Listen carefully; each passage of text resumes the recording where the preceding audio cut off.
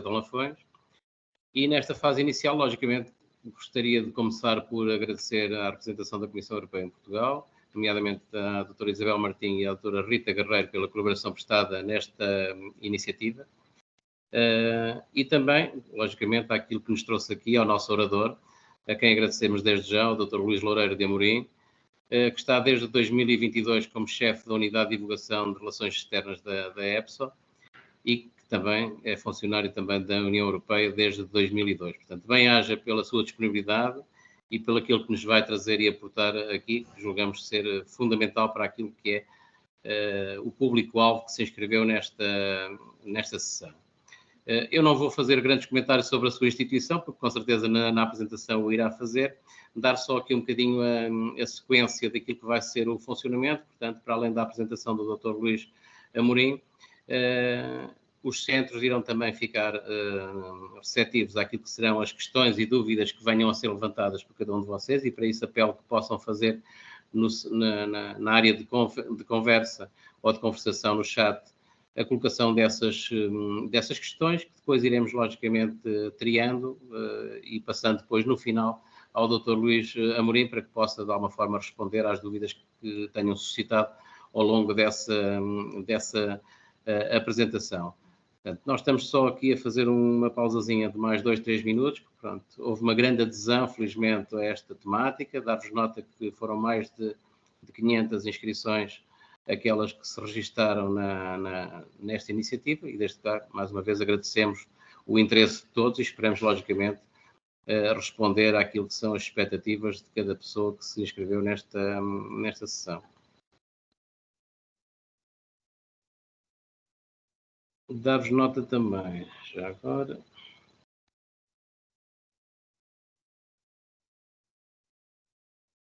Ok, pronto. Julgamos que já estão aqui perto de 200 pessoas já.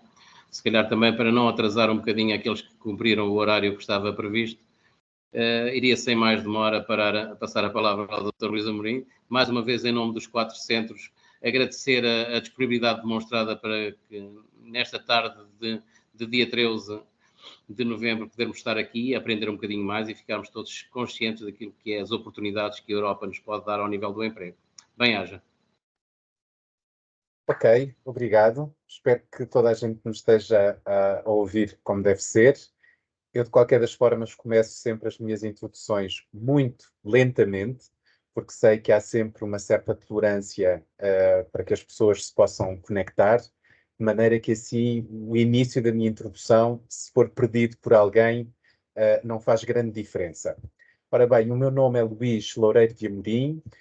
Como já foi dito pelo meu homólogo Luís Oliveira, estou a trabalhar no Serviço de Seleção de Pessoal para as instituições da União Europeia, em inglês European Personnel Selection Office, desde fevereiro de 2022, mas a minha carreira na União Europeia começou, na verdade, em 2002, de maneira que já cá estou há mais de 21 anos, e começou não no EPSO, que está, de certa forma, do ponto de vista administrativo, dentro da Comissão Europeia, mas é uma entidade interinstitucional, e já vou explicar um bocadinho melhor o que é que isso significa. Portanto, não é a Comissão Europeia.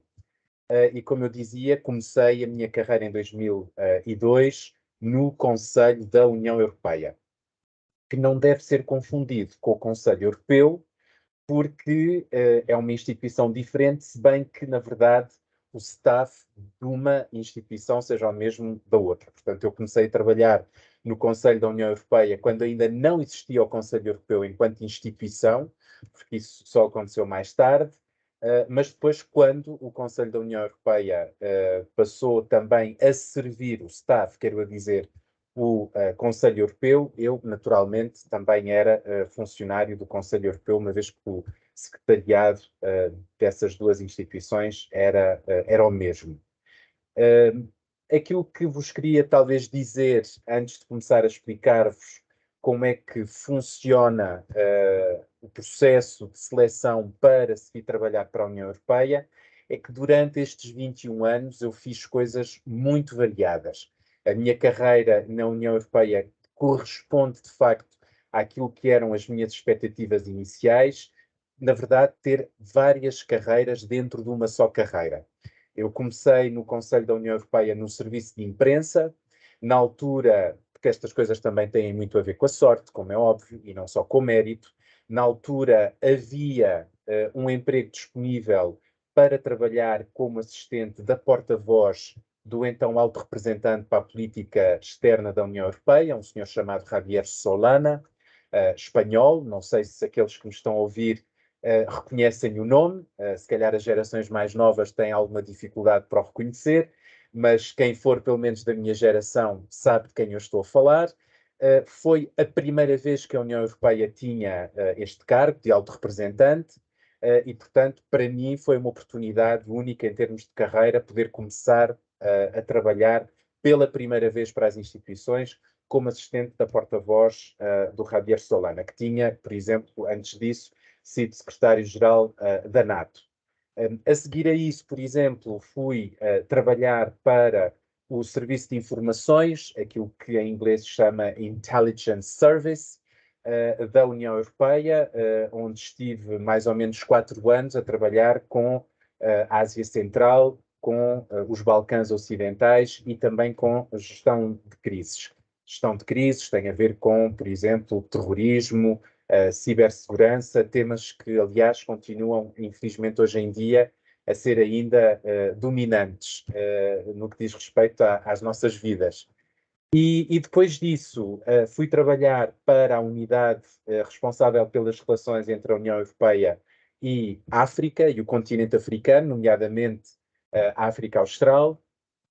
E depois, mais tarde, decidi que queria sair da área da política externa e fazer um trabalho mais ligado àquilo que eu chamo a infraestrutura, todos aqueles serviços que mantêm a parte política das nossas instituições a funcionar, e fui trabalhar como assistente executivo do diretor-geral no Conselho da União Europeia, que se ocupava das questões de informática e de segurança. E foi, de facto, uma aprendizagem bastante importante, porque me fez sair de uma área de que eu gostava muito, de facto, mas que era relativamente limitada, porque tinha a ver com as relações internacionais, e começar a trabalhar numa área mais operacional, mais administrativa, dirão alguns, mas que me permitiu perceber muito melhor como é que a minha instituição, na altura, o Conselho, funcionava. E depois disso, tive também a sorte e o mérito, estas coisas andam sempre de mão dada, de poder candidatar-me e ser selecionado para um posto de chefia, o meu primeiro posto de chefia, em 2013, na área da política de defesa da União Europeia e também do Médio Oriente e dos direitos humanos. Áreas novas, mas que também me permitiram alargar os meus horizontes. E depois disso, fiz outra vez uma mudança de carreira importante, decidi que queria experimentar algo completamente diferente e fui, durante mais ou menos 3 anos e meio, chefe da tradução de língua espanhola no Conselho.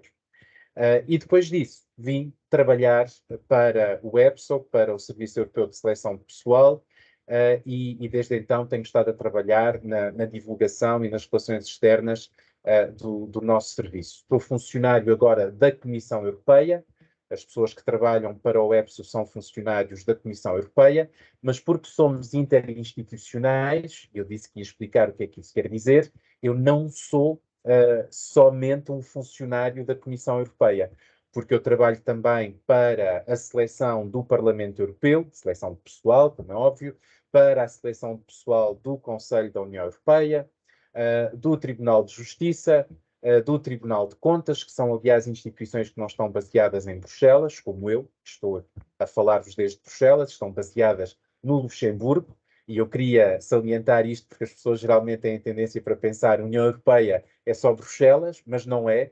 A realidade da União Europeia é muito mais diversa do ponto de vista geográfico que só Bruxelas, e há estas duas instituições, por exemplo, que estão baseadas apenas no Luxemburgo, mas também trabalho para o Comitê das Regiões, também trabalho para o Serviço Europeu de Ação Externa, também trabalho para o Comitê Económico e Social, ou seja, há um leque muito grande de instituições, de organismos, nem todas são instituições, mas eu não quero entrar nesta linguagem legalista dos tratados, mas trabalho de facto para um leque muito alargado de organizações da União Europeia que depositam em nós, serviço de seleção, esta responsabilidade de selecionarmos pessoal para depois mais tarde ir trabalhar para elas.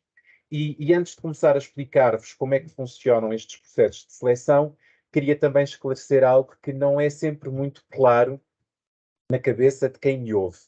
Eu vou falar de seleção e não de recrutamento. Frequentemente as pessoas misturam as duas coisas. E depois de eu ter explicado como é que funcionam os nossos procedimentos, eu acho que vai ser mais claro perceberem porque esta separação entre seleção e recrutamento. Seleção trata-se de um concurso, se quiserem, uma competição entre vários candidatos para se passarem esse concurso, se passarem essa competição, ficarem colocados numa lista que nós chamamos lista de reserva, uma lista de candidatos que tiveram sucesso nesse concurso, lista essa que as instituições para as quais nós trabalhamos vão utilizar para recrutar. E quando estamos a falar de recrutamento, estamos já a falar de um emprego concreto que existe numa instituição. Imaginemos, por exemplo, o Parlamento Europeu tem um emprego concreto, vai buscar à lista de reserva de selecionados perfis de pessoas que lhes interessam, que eles vão entrevistar e que, eventualmente, se passarem essa entrevista, serão então recrutados, ser-lhes feita uma oferta concreta de trabalho. Mas eu vou falar também de outras situações, se calhar, mais comuns, através das quais se pode vir trabalhar para a União Europeia, para que tenhamos assim uma perspectiva o mais alargada possível de quais são as possibilidades. Mas é importante que saibam que o serviço que eu represento é um serviço de seleção e não um serviço de recrutamento, porque o recrutamento faz depois em cada instituição para as quais nós trabalhamos. Eu vou agora partilhar convosco o site do EPSO. Se não conhecem, imagino que entre estes 169 participantes que eu vejo aqui no ecrã, de certeza absoluta, há muitos que já vieram ao site do EPSO, mas para quem não veio ainda, eu gostava que esta apresentação fosse o mais prática possível e quem já veio, se calhar, pode também beneficiar da minha perspectiva de como é que podemos utilizar este site da maneira mais pragmática, mais útil possível. Então, eu vou colocar-me na posição de um candidato, vou ser o candidato Luís, que está interessado em vir trabalhar para as instituições europeias e vou-vos mostrar o que é que eu faria se fosse esse o caso, se eu fosse o candidato Luís que está à procura de uma oportunidade de trabalho junto de uma instituição da União Europeia. E vou partilhar agora o meu ecrã. Digam-me se conseguem ver o ecrã que eu estou a partilhar, só para ter a certeza absoluta que toda a gente me consegue ver. Está bem, está correto. Está correto? Ok, obrigado. Ora bem, aqui temos a nossa página de início. Nesta página de início, vamos imaginar, isto é tudo uma simulação, mas as simulações ajudam-nos a perceber como é que as coisas se passam na vida real. Vamos imaginar que eu, ao chegar a esta página, via que há um concurso, vou começar a utilizar um bocadinho de jargão, que há um concurso para administradores na área do transporte, e vou fazer isto em inglês, se bem que o site esteja disponível em português, porque a minha língua de trabalho dominante é o inglês e eu estou mais habituado a fazer este tipo de pesquisas em inglês. Vejo aqui que há de facto um concurso para administradores na área do transporte e vamos imaginar que eu tenho formação académica nessa área, que tenho também já alguma experiência profissional na área do transporte, na área da mobilidade e, portanto, estou muito interessado em saber mais sobre este concurso. Vou abrir aqui a página e vou chegar a uma página que me vai explicar de forma sintética quais são as principais características deste concurso. Basicamente, do que é que as instituições estão à procura? Qual é o perfil dos candidatos que as instituições gostariam de ver apresentar-se a este concurso para depois, mais tarde, se forem bem-sucedidos, aparecerem numa lista de reserva que vão utilizar para empregos concretos que tenham disponíveis, organizando entrevistas, como vos disse inicialmente, e se essas entrevistas forem bem-sucedidas, então há uma oferta de trabalho concreta.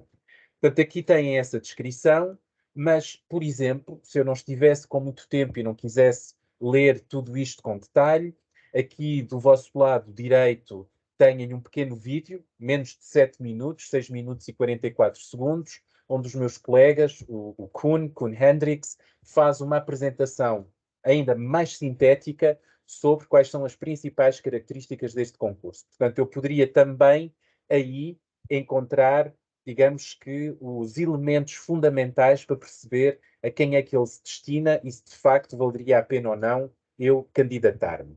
Mas se eu tivesse dúvidas sobre se valeria ou não a pena candidatar-me a este concurso específico, eu podia ainda fazer duas outras coisas. Podia ler os testemunhos dos meus colegas que já estão a trabalhar, neste caso ainda sou candidato, não são meus colegas, ou vou dizer, portanto, das pessoas que estão a trabalhar neste momento na área do transporte. Temos aqui a Sophie, que trabalha na Comissão Europeia, o Frederic também na Comissão, o Jacob também na Comissão e o Peter no Conselho da União Europeia. São 4 testemunhos, colegas meus, mas neste caso de pessoas que eu não conheço.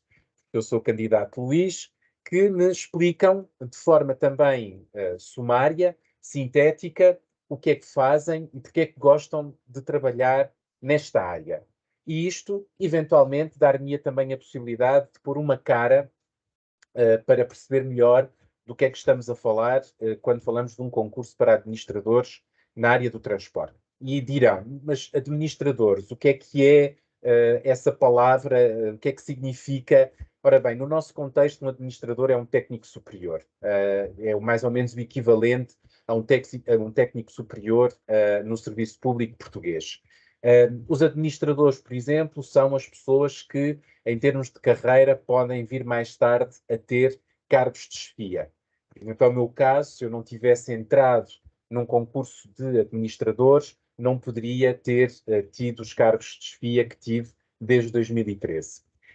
Isto é sucinto, mas no nosso site, por exemplo, podem encontrar mais informação sobre as categorias que se aplicam ao staff das instituições. É esta a página, depois vou voltar à página do concurso de transportes, mas queria-vos mostrar que aqui, por exemplo, vão encontrar explicações sobre o que é um funcionário permanente, o que é um funcionário contratual, o que é um funcionário temporário, se bem que os funcionários contratuais também sejam temporários, o que é um estagiário, o que é um perito destacado, isto para perceberem que no site vão de facto encontrar informação sobre estas várias palavras que eu tenho estado a utilizar e que são do jargão aqui institucional.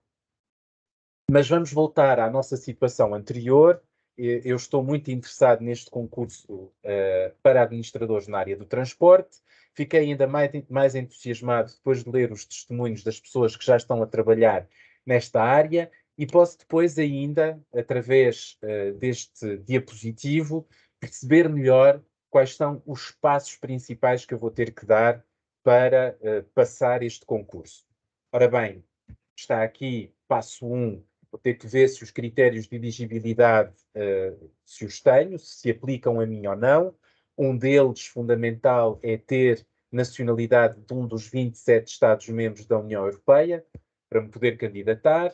O outro é ter conhecimento de pelo menos 2 das 24 línguas oficiais da União Europeia, geralmente a nossa língua materna, ou nativa, se preferirem, e depois também uma das outras línguas, que eu não vos vou esconder, o inglês de facto é a língua dominante hoje em dia nos nossos serviços e sem ela muito dificilmente as pessoas serão recrutadas. Mas formalmente eu podia fazer o concurso em português e italiano, ou português e romeno, ou português e sueco, se me sentisse suficientemente seguro nas minhas competências linguísticas nessas outras línguas. Mas, de facto, não é possível fazer o concurso numa só língua, é preciso fazer, no mínimo, em 2 línguas das 24 línguas oficiais, e é preciso ter em conta que quando chega ao momento da entrevista, em que já se passou a seleção e em que se é chamado depois para uma entrevista, o inglês é, de facto, uma língua fundamental.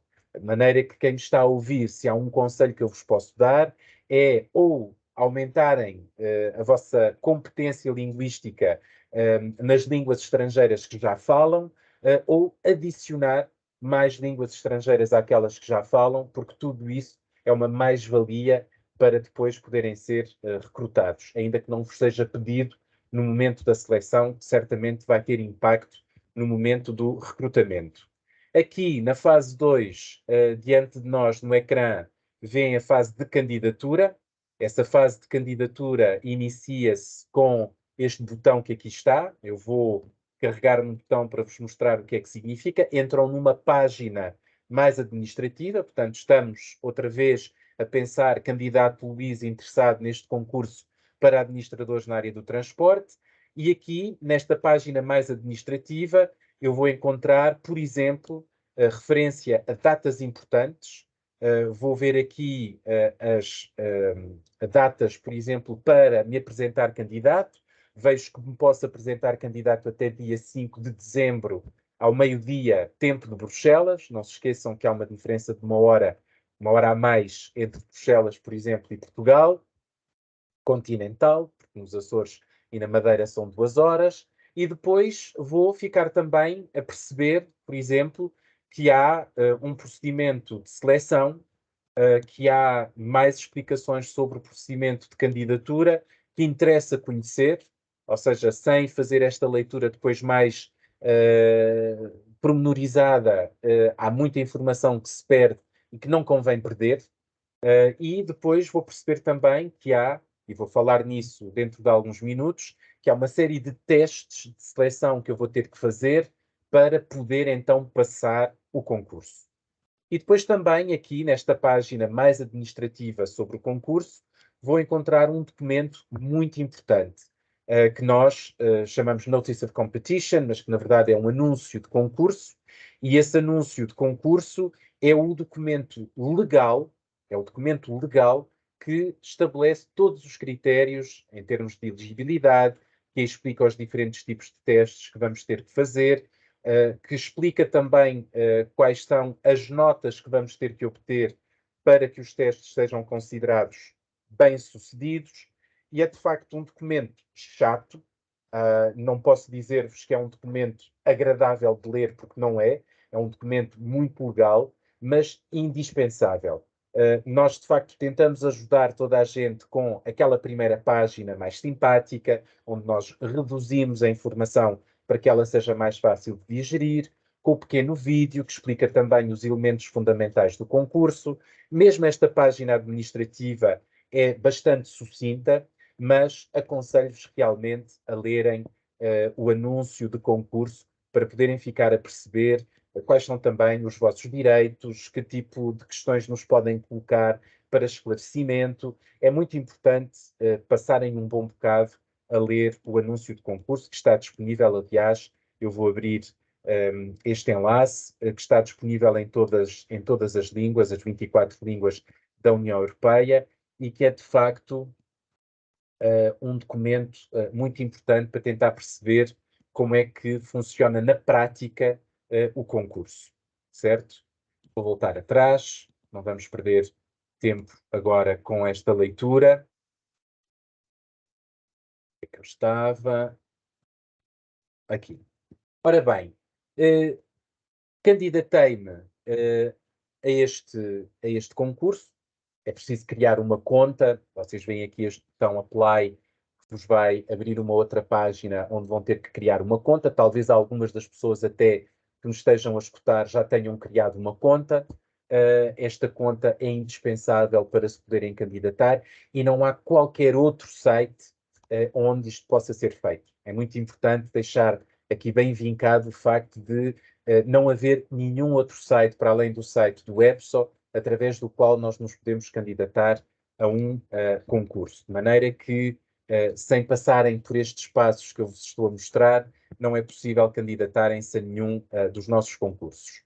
Depois da candidatura, o passo seguinte seria preencher esta pequenina caixa que aqui está do lado direito, no topo da página, para que de cada vez que esta página administrativa fosse atualizada, eu recebesse automaticamente na minha caixa de e-mail essa informação. Isto é algo que também às vezes muitos candidatos esquecem e é de facto um truque, entre aspas, que vale a pena utilizar para saber a todo momento o que é que está a acontecer com o concurso ao qual se candidataram. E gostava também de vos dizer que é perfeitamente possível, se tiverem o perfil para isso, candidatarem-se a vários concursos ao mesmo tempo. Por exemplo, se eu achasse que tinha, nunca se sabe, perfil também para me candidatar ao concurso para administradores na área da energia nuclear, podia perfeitamente fazê-lo. E aqui vão encontrar exatamente a mesma estrutura da página anterior que vos mostrei para o concurso para a área do transporte. Uma página que tenta, de forma sucinta, explicar quais são as principais características deste concurso, uma vez mais, que tipo de perfil se está à procura, que vai, mais uma vez, apresentar-vos em forma de vídeo, neste caso são 10 minutos e 33 segundos, quais são os principais elementos do concurso. Aliás, há pessoas que preferem ver um vídeo do que ter que fazer esta leitura em linha. E depois têm, mais uma vez, testemunhos de pessoas que estão a trabalhar nesta área.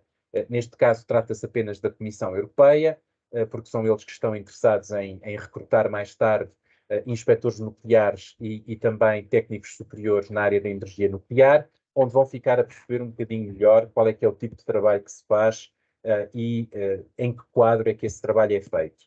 E depois, mais uma vez, têm, no final da página, um diapositivo que vos vai dar os principais passos deste concurso, até chegarem à tal lista de reserva, à tal lista de candidatos bem-sucedidos, que podem ser depois então recrutados através de uma entrevista pelas instituições. Neste caso, queria chamar-vos a atenção para o facto de, se eu estivesse interessado em candidatar neste concurso, ter que escolher entre dois domínios. Há um domínio que é para técnicos superiores na área da energia nuclear e há um outro domínio que é para inspectores nucleares.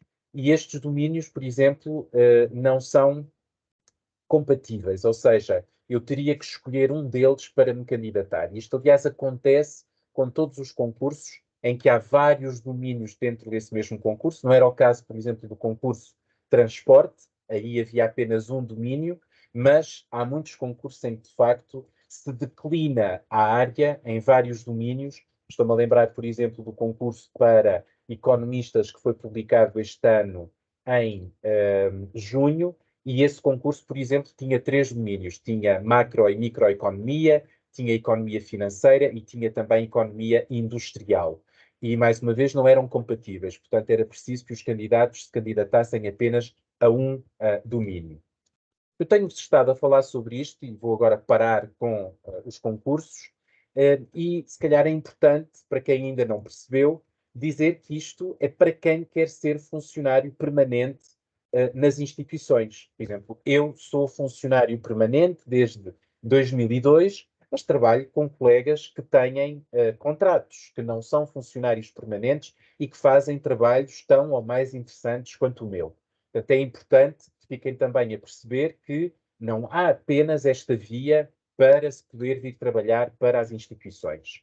Por exemplo, na nossa página vão encontrar também uma outra página que vos queria convidar a lerem mais tarde com atenção, que é a página do CAST, Contract Agent Selection Tool, e que é também uma via muito interessante para se poder vir trabalhar para as instituições. Nesta página têm também, é uma estrutura bastante semelhante àquela que já vos mostrei, um pequeno vídeo de 6 minutos que explica o que é que isto significa, o que é o Contract Agent Selection Tool, e que vos dá também, esta página, acesso a um pequeno diapositivo onde estão explicados, carreguei sem querer, onde vos estão explicados os principais passos que é preciso dar para nos podermos candidatar a esta via para trabalhar para as instituições. Há duas coisas que eu queria destacar que são muito importantes para quem estiver interessado num contrato deste tipo. A primeira é que este é um contrato no máximo de 6 anos por instituição. O que é que isto quer dizer? Quer dizer que eu poderia trabalhar um máximo de 6 anos, por exemplo, para a Comissão Europeia.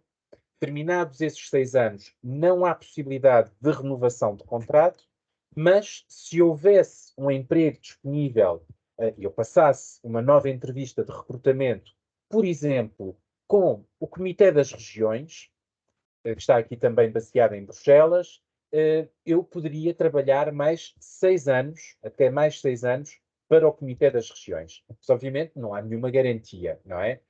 Que depois de ter trabalhado 6 anos numa instituição, possa ir trabalhar mais 6 anos num outro organismo da União Europeia ou numa outra instituição da União Europeia. A segunda coisa que é muito importante ter em conta também é que, ao contrário dos concursos para funcionários permanentes, em que basta termos os critérios de elegibilidade para sermos chamados para fazer o concurso, neste caso, só somos chamados para fazer o concurso, se preferirem, os procedimentos de seleção, mas eu acho que é bom também habituarem-se a ouvir este jargão, a nossa gíria institucional. Portanto, para serem chamados para fazer este concurso, este processo de seleção, é necessário serem convidados por um serviço de recrutamento de uma instituição. Por exemplo, mais uma vez, eu, candidato Luís, já me candidatei ao concurso de transporte e ao concurso para inspectores nucleares. Tenho percurso profissional e tenho percurso académico para isso tudo, porque de facto não há nenhum limite em termos de quantas candidaturas eu faço, desde que eu tenha os elementos necessários para o fazer. E agora decidi que me quero candidatar também ao Contract Agent Selection Tool. Posso fazê-lo, mas tenho que vir convidado por um serviço de recrutamento, imaginemos, do Parlamento Europeu, a quem eu enviei o meu CV e que achou que eu de facto tinha um perfil muito interessante. Imaginemos que eu queria trabalhar no Parlamento Europeu, no serviço que faz, por exemplo, a ligação entre o Parlamento aqui na União Europeia e os Parlamentos Nacionais nos Estados-membros, e o chefe de unidade nesse serviço achou que de facto o meu CV era de interesse. Vai então pedir ao Epson, ao meu serviço, para selecionar, para testar, é um sinónimo, se quiserem, o candidato Luís. Mas sem esse convite, nada a fazer. Portanto, as pessoas às vezes inscrevem-se na base de dados para o Contract Agent Selection Tool e depois ficam muito frustradas porque se passa um ano, passam-se 2 anos ou 3 anos e nunca são chamadas a passar o processo de seleção. E esquecem-se que, de facto, isto está explicado até no vídeo que o meu colega fez e que está aqui também na nossa página, e de facto, sem haver esse convite de um serviço de recrutamento, não há possibilidade de passar a seleção. Se passarmos a seleção, podemos então depois ser entrevistados por esse serviço de recrutamento que está interessado no nosso perfil e, eventualmente, ser-nos oferecido um emprego concreto naquela instituição. Portanto, estas duas coisas são muito importantes. Ter em conta que há um limite máximo de contrato de 6 anos em cada instituição e que não há nenhuma garantia que se possa saltar de uma instituição para a outra e fazer uma carreira longa com contratos como agente contratual, e também que é preciso ter esse convite de um serviço de recrutamento. Há depois uma terceira via, falei já do concurso para funcionários permanentes e fizemos a simulação com o concurso de transporte, nomeadamente. Falei-vos agora sobre o Contract Agent Selection Tool. Aliás, há muitos perfis que vocês vão encontrar na nossa página web e depois vou falar ainda dos testes, não me esqueci.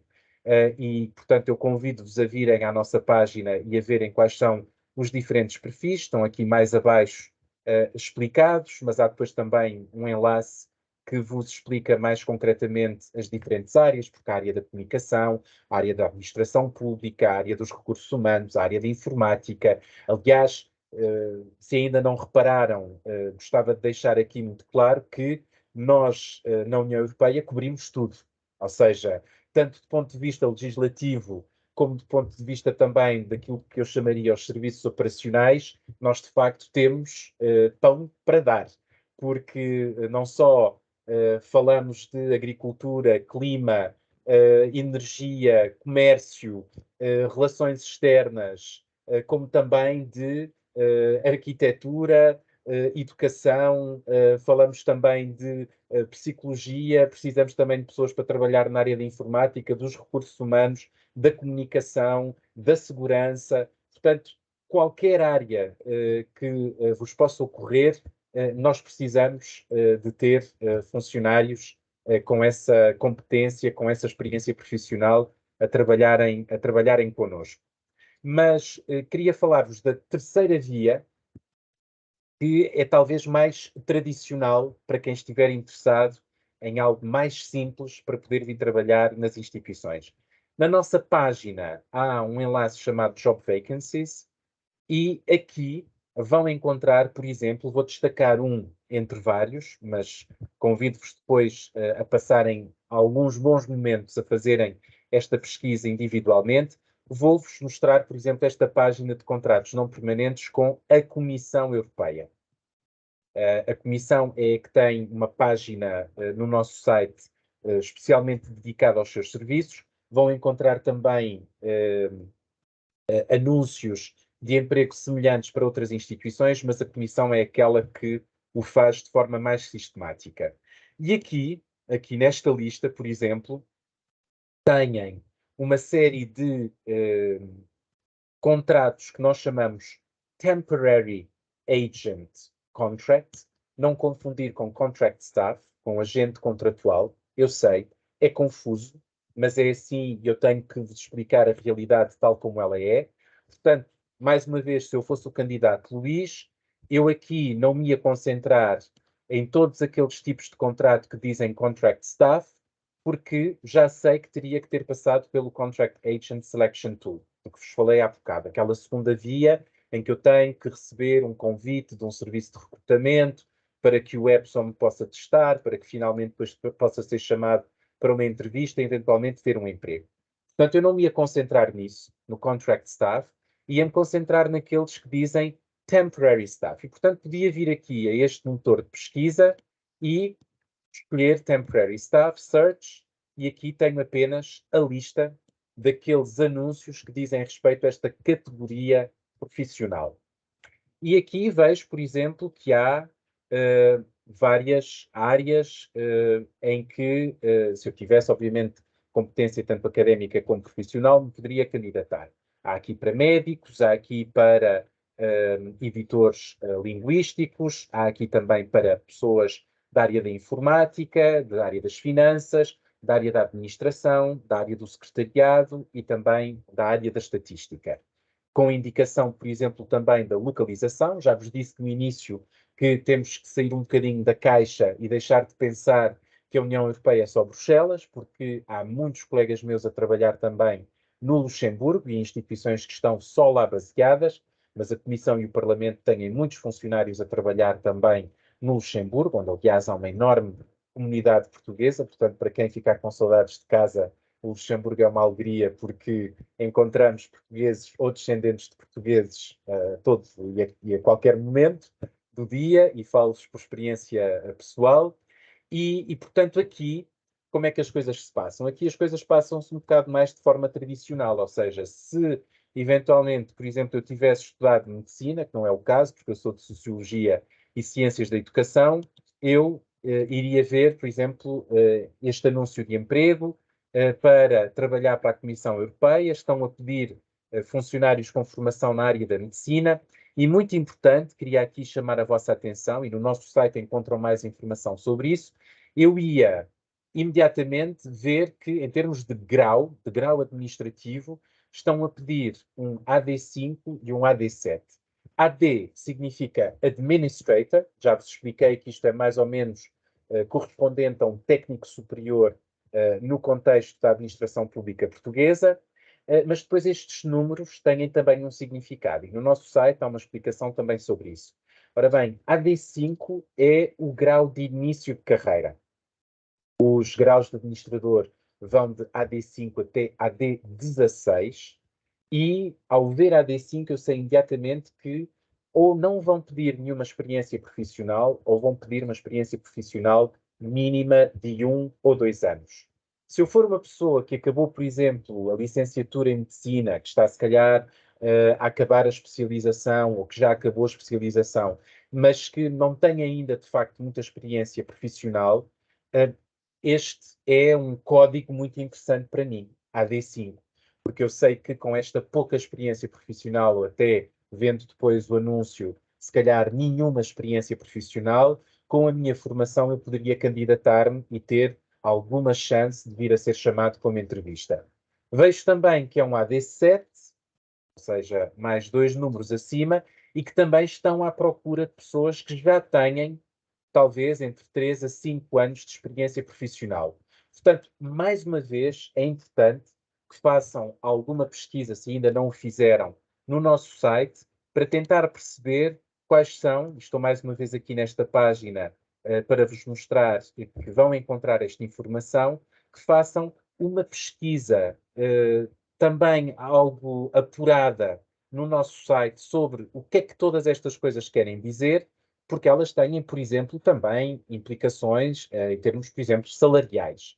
Se bem que vos possa dizer sem nenhum pejo que o salário de um administrador 5, grau 5, é bastante competitivo e nos permite viver desafogadamente, seja em Bruxelas, seja no Luxemburgo.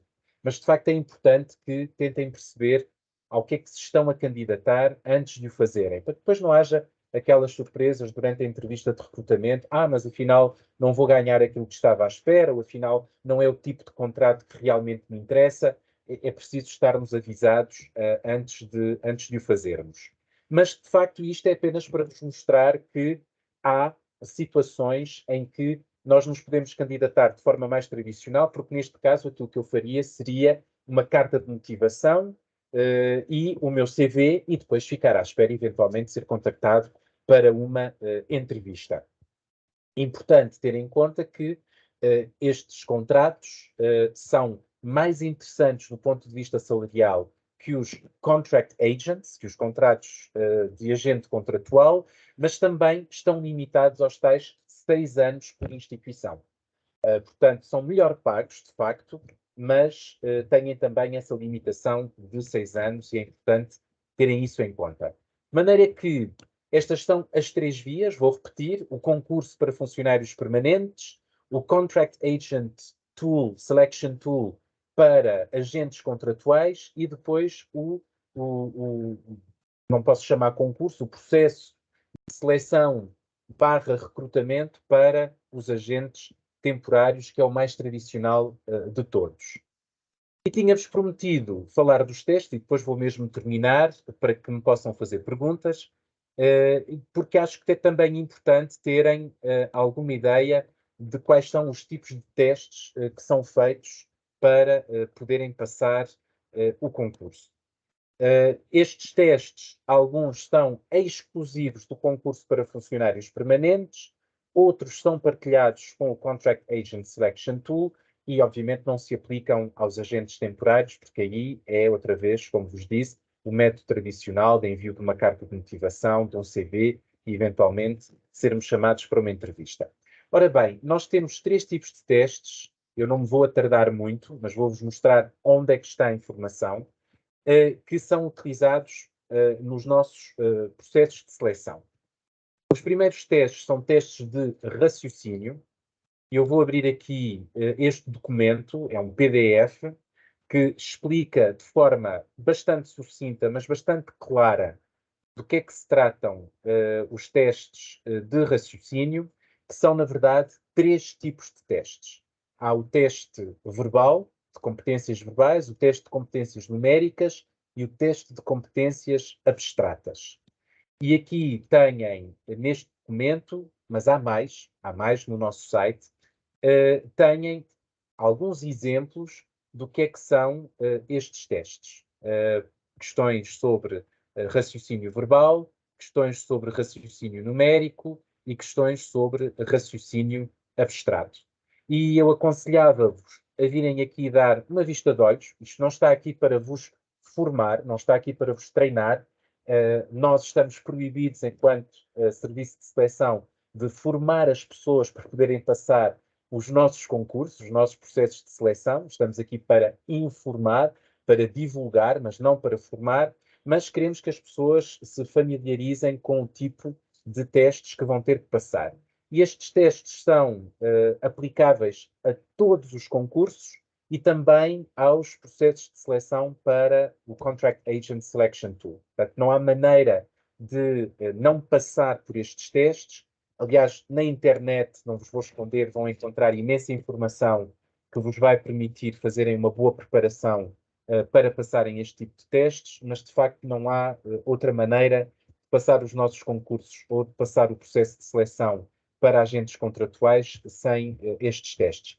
Se estiverem a perguntar porque é que obrigamos os candidatos a fazer isto, porque eu sei que não são os testes favoritos da maior parte dos candidatos, e nomeadamente dos candidatos portugueses, isto tem a ver com a pesquisa de há já mais de 20 anos, que demonstra claramente que as pessoas que passam estes testes, e nós não estamos a pedir génios, estamos a pedir apenas 50 pontos de 100 pontos, portanto, isso é o necessário para se poder passar, mas que as pessoas que passam estes testes, que tenham pelo menos 50 pontos de 100, estão depois melhor preparadas para o tipo de trabalho que vão ter que fazer nas instituições e, de facto, tenham depois também desempenhos profissionais melhores nas instituições. E é por isso que nós os fazemos e que vamos continuar a fazê-los para o futuro.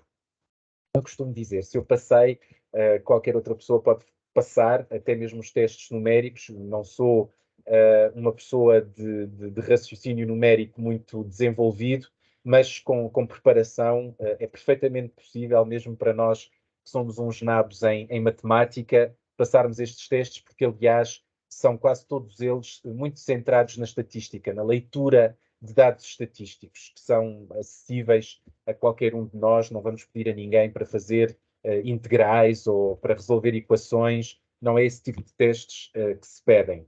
É mais de raciocínio numérico estatístico. Depois, muito importante também perceber que, dependendo dos diferentes perfis para os quais nós estamos a selecionar, os testes vão ser ligeiramente diferentes. Porque nós não temos apenas perfis de técnicos superiores, temos também, por exemplo, para assistentes. E neste caso, há a possibilidade até de nos candidatarmos apenas com o diploma do ensino secundário completo. Mais uma vez, vai depender do grau que está a ser procurado. No caso dos assistentes, o grau começa em 1, AST, a nossa gíria 1, vão também encontrar a explicação no nosso site, e geralmente nesse grau de entrada não é necessário, por exemplo, ter-se um curso universitário. Vou ser honesto convosco, vão estar a competir com muitas pessoas que têm já um diploma universitário e na altura do recrutamento é possível que seja dada preferência a esses candidatos quando se chega às entrevistas.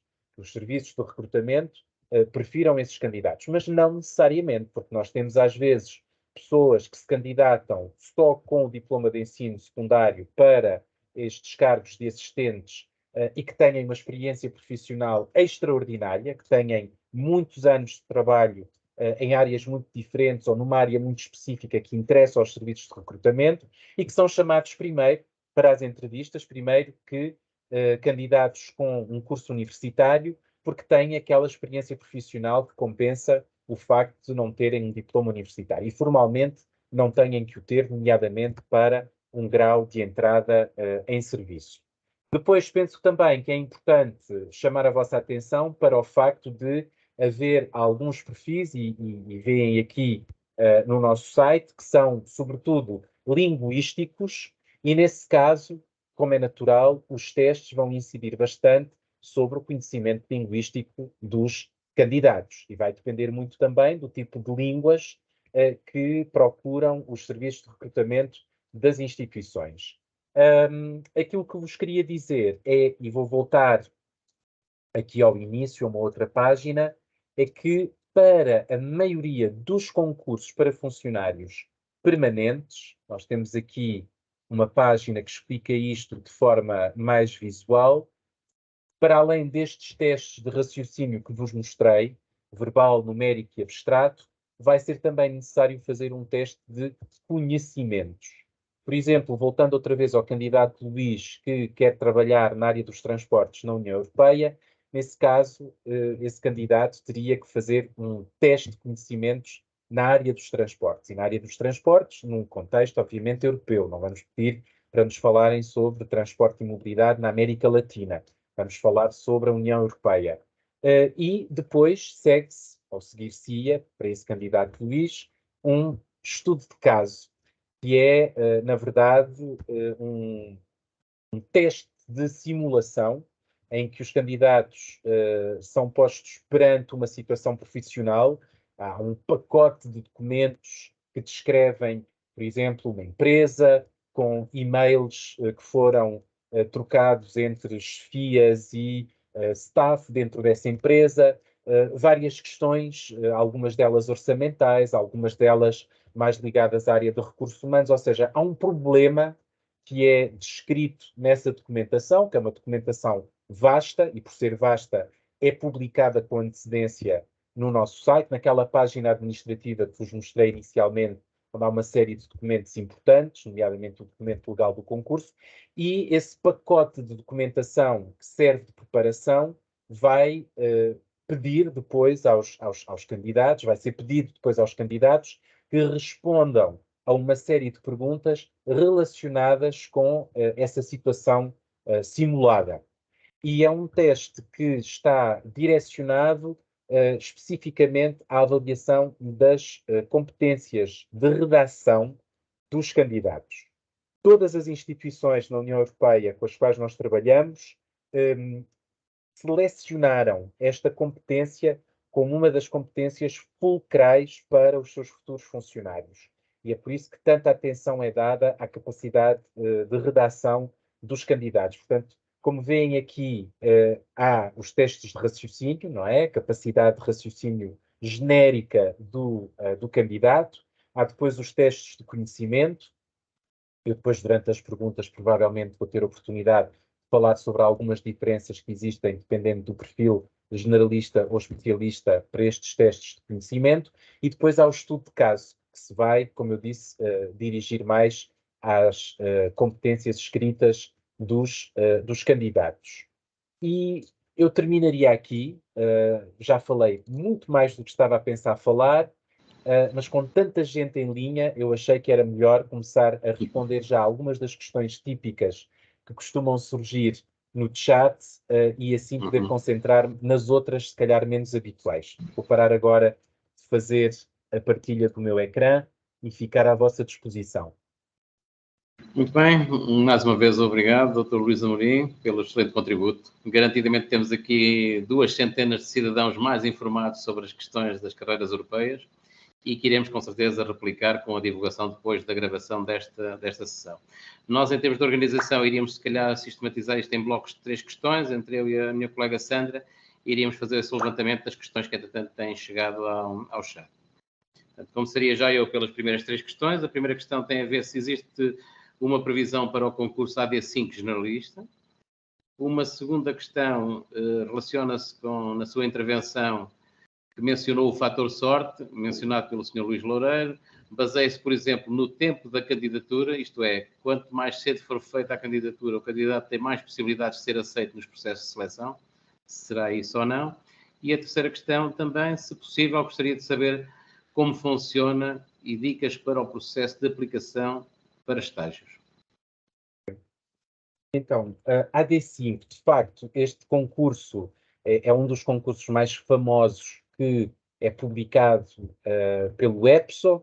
Nós estávamos a pensar publicá-lo no dia 9 de novembro, mas tivemos que o adiar porque vamos ter que o ter disponível em 24 línguas. Inicialmente, tínhamos recebido informação que nos dizia que podíamos ter alguns dos testes de seleção numa língua específica, ainda a determinar pelos serviços de recrutamento, mas depois foi-nos dito em outubro, nomeadamente pelo Serviço Jurídico da Comissão, um serviço bastante importante no nosso âmbito, que teríamos que ter todos os testes disponíveis em 24 línguas, e isso de facto levou a um adiamento da publicação.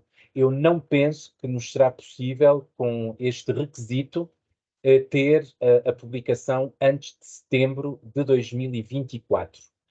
Acho muito difícil, com todo o trabalho administrativo, de tradução, de revisão linguística que vem aí, nós termos a possibilidade de publicar este concurso antes de setembro de 2024. É com muita pena que o digo, mas essa é a realidade e eu não estou aqui apenas para vos dar boas notícias. Depois, em relação à sorte e ao tempo da candidatura, não. O facto de apresentar a candidatura mais cedo do que o final do período de candidatura não vai ter impacto nenhum. O impacto mais importante é se a candidatura está ou não está bem preparada, se as pessoas têm ou não têm os documentos necessários para provar aquilo que dizem no seu ato de candidatura, de maneira que, quando apresentamos a candidatura, desde que esteja dentro do prazo de candidatura, não vai ter nenhum impacto. Eu falava de sorte inicialmente, porque todos nós sabemos que há uma componente de mérito, para qualquer emprego ao qual nós nos candidatamos, há uma componente de mérito importante, mas também há elementos que nós não podemos controlar, que têm a ver com o facto de estarmos no momento certo, no sítio certo, e termos aquele emprego, porque sim, temos mérito, mas também porque houve algo de sorte que nos fez receber aquela oportunidade profissional.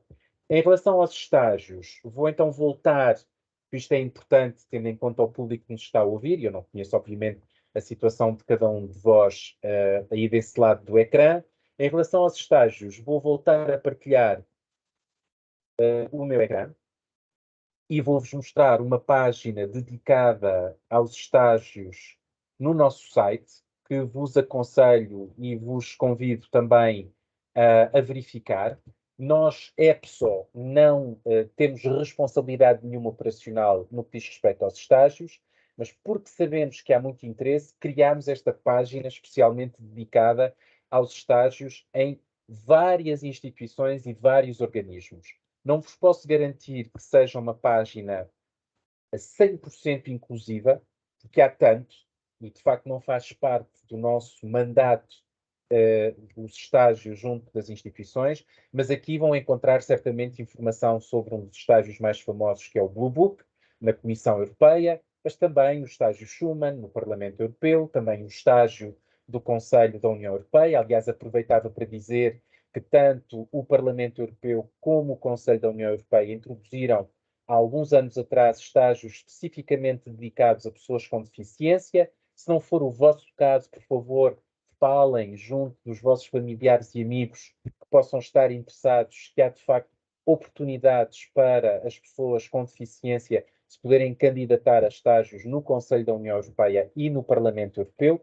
É algo de que se fala ainda pouco, eu não queria deixar de introduzir aqui essa informação, e vão encontrar também informação no nosso site, aliás, sobre isso, mas vão encontrar também informação sobre estágios no Comitê das Regiões, no Comitê Económico e Social, no Serviço de Ação Externa e, muito importante, nas várias agências da União Europeia espalhadas pelos 27 Estados-membros. Isto é algo também que muitas das vezes escapa aos nossos cidadãos, não só em Portugal, mas também noutros Estados-membros. A União tem uma quantidade enorme de agências executivas espalhadas por toda a Europa. Por exemplo, em Lisboa temos o Observatório das Drogas, temos também a Agência de Segurança Marítima, para dar apenas dois exemplos, mas temos agências em Barcelona, por exemplo, para energia nuclear, temos agências em Itália, em Ispra, em Parma, por exemplo, temos em Helsínquia, temos em Dublin, temos em Amsterdão, também em Bruxelas, temos também em Praga e por aí fora.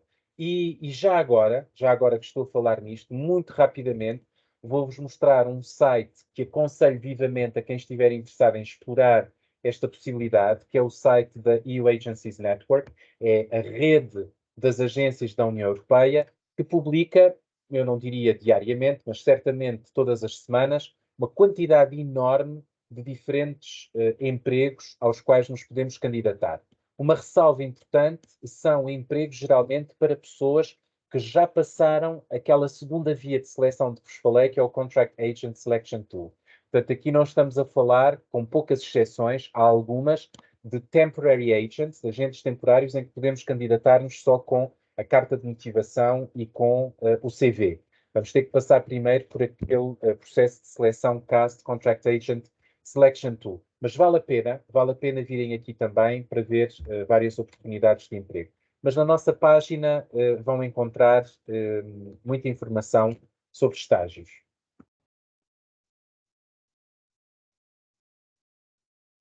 Ok, passando a mais uma ronda de 3 perguntas. Candidatei-me recentemente aos estágios Schuman para o Parlamento Europeu. No caso deste programa de estágios, a seleção funciona desta forma e através do EPSOL ou apenas entra na competência do EPSOL se, depois de realizado o estágio, o estagiário entrar no programa de recrutamento e desenvolvimento Schuman. Esta outra pergunta refere-se à questão do que o Dr. Luís falou dos casts. Como podemos obter essa recomendação? Enviando diretamente o currículo? Esta pergunta foi feita na altura.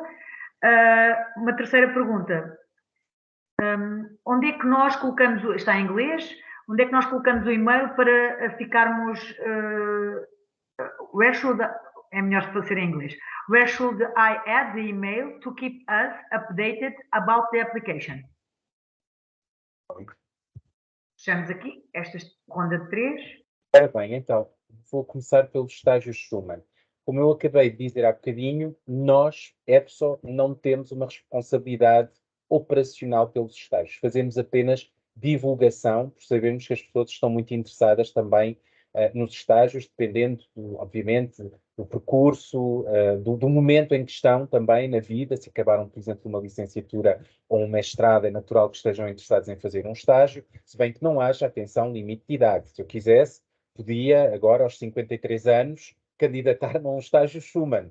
Não havia nada que me impedisse. O que me impediria é o facto de eu já trabalhar para as instituições, isso bloquear-me imediatamente, porque quem trabalha para as instituições não pode fazer um estágio. Mas apenas para dizer que, em termos etários, é perfeitamente possível, em qualquer momento das nossas vidas, desde que sejamos adultos, candidatar-nos a um estágio.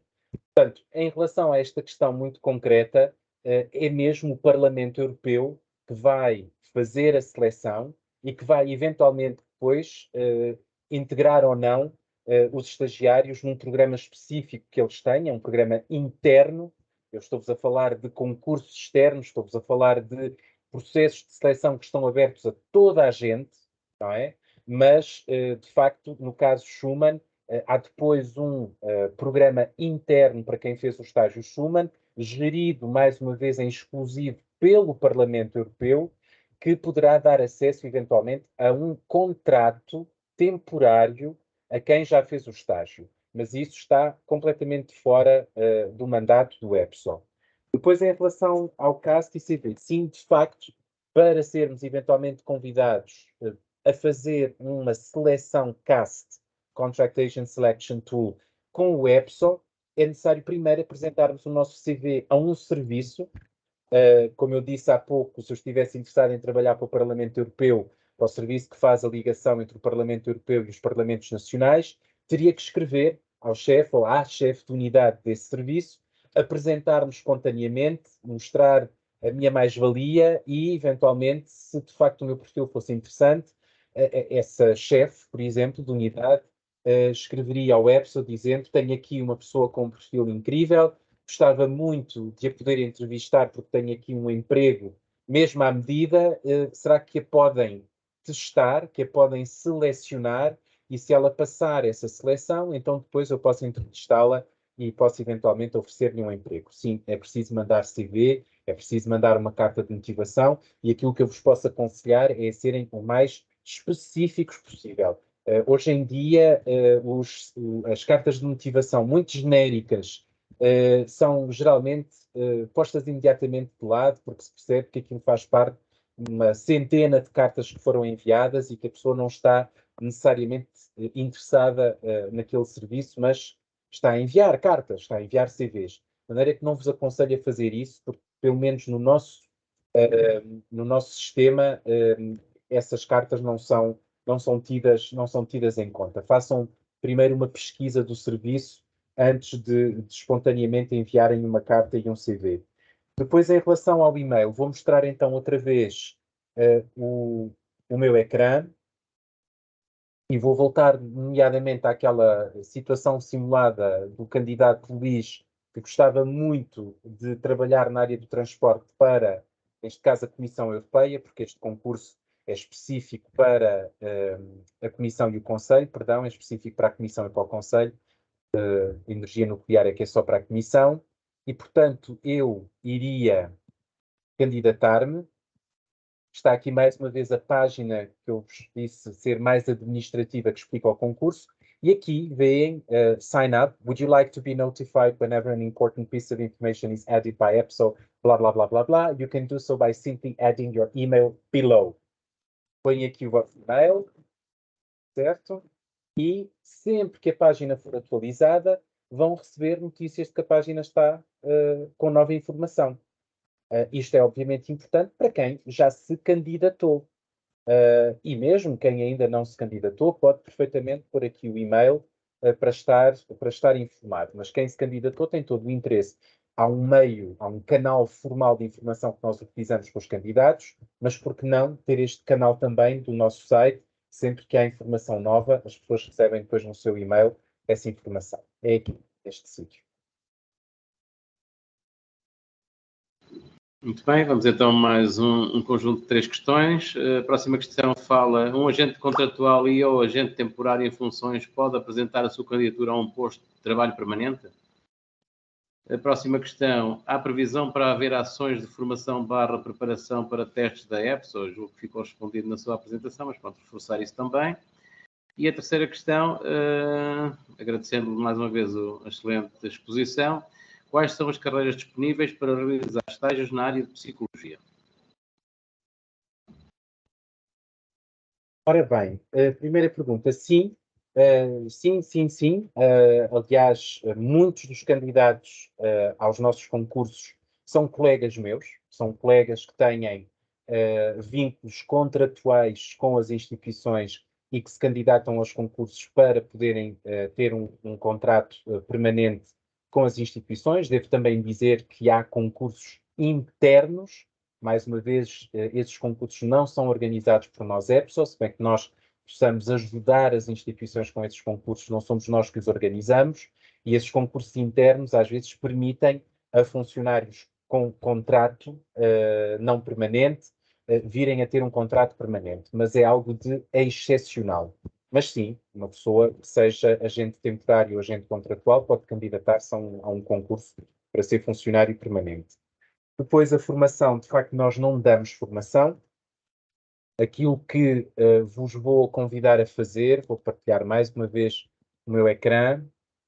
Aquilo que vos vou convidar a fazer é, no nosso site, há informação sobre EU Careers and Member States e os Estados-membros, e podem, por exemplo, aqui procurar Portugal, e vão ter informação, isto aliás, aconselho-vos a fazer se ainda não o fizeram, informação sobre as contas nas redes sociais portuguesas, contas portuguesas em que é publicada informação regularmente sobre oportunidades de trabalho nas instituições da União Europeia. Por exemplo, no LinkedIn surge com muita regularidade informação sobre carreiras europeias, nomeadamente publicadas pelo Centro de Informação Europeia Jacques Delors. Aliás, eu tenho aqui aberta a página LinkedIn do Centro de Informação Jacques Delors, onde vão encontrar, de facto, bastante informação, não só acerca das coisas que faz o EPSO, mas uma coisa que fazem os colegas da Direção-Geral para os Assuntos Europeus é, com regularidade, apresentarem um organismo da União Europeia, porque há ainda muito desconhecimento sobre os diferentes organismos da União Europeia, agências, mas também organizações que não são agências, mas que funcionam no âmbito da UE, da União Europeia, e é uma das coisas que eles fazem com muita regularidade e muito bem, apresentar estas diferentes possibilidades. Por exemplo, aqui temos a apresentação da Agência Europeia para o Asilo, que se calhar não é conhecida de muita gente e que também tem oportunidades de emprego interessantes.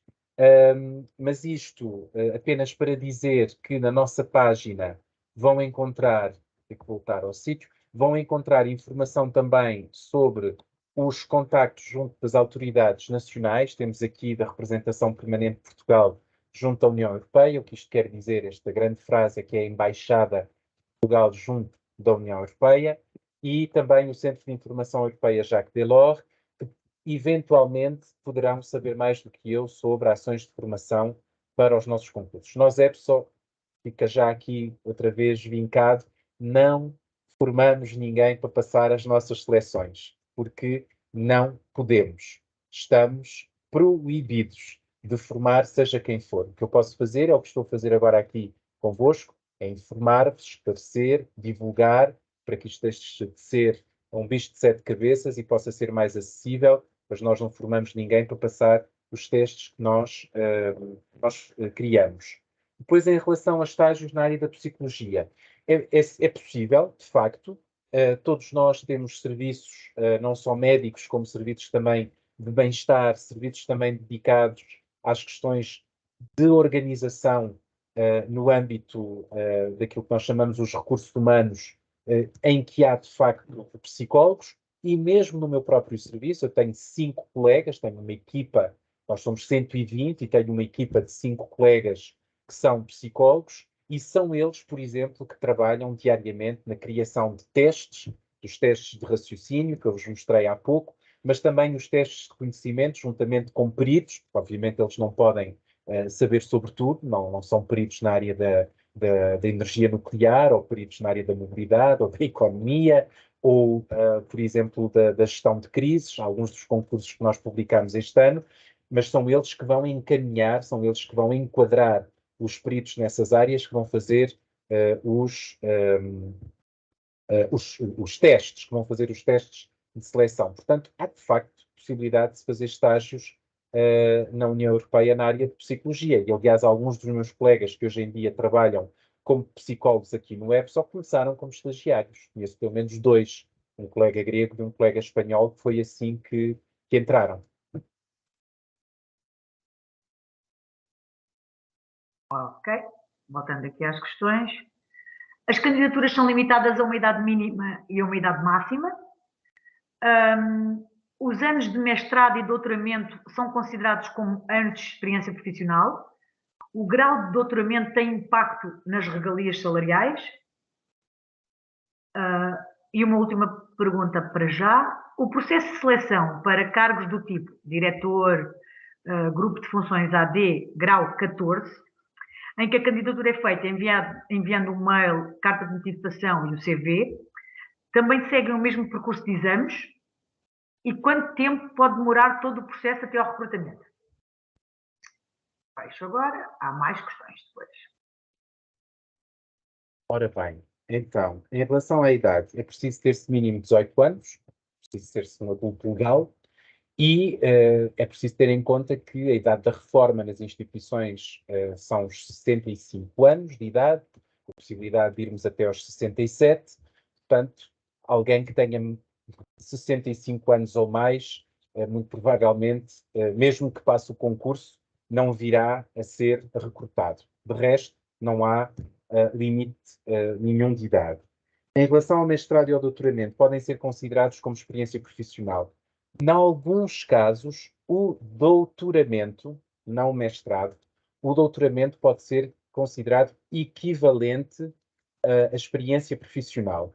Acontece geralmente nas áreas científicas, por exemplo, no caso agora deste concurso para a energia nuclear, há de facto alguma equivalência que é dada ao doutoramento como sendo também equivalente à experiência profissional, mas isso não é frequente. Mas acontece, de facto, e o mestrado não se aplica. Em relação aos salários, não há diferença salarial, tenha-se só licenciatura ou mestrado ou doutoramento, o salário é sempre determinado legalmente pela categoria. Portanto, uma pessoa que começa como, imaginemos, administrador 5, de grau 5, que é o grau de entrada para administradores, que tenha, por exemplo, um doutoramento, vai ganhar o mesmo que uma pessoa que tenha apenas uma licenciatura e que tenha o mesmo grau na carreira. Aliás, penso que isso se aplica em muitos serviços públicos, não só em Portugal, como também noutros serviços europeus. O que depois poderá acontecer é, eventualmente, essa diferença refletir-se na possibilidade de uma promoção mais rápida, mas isso é já dentro do serviço.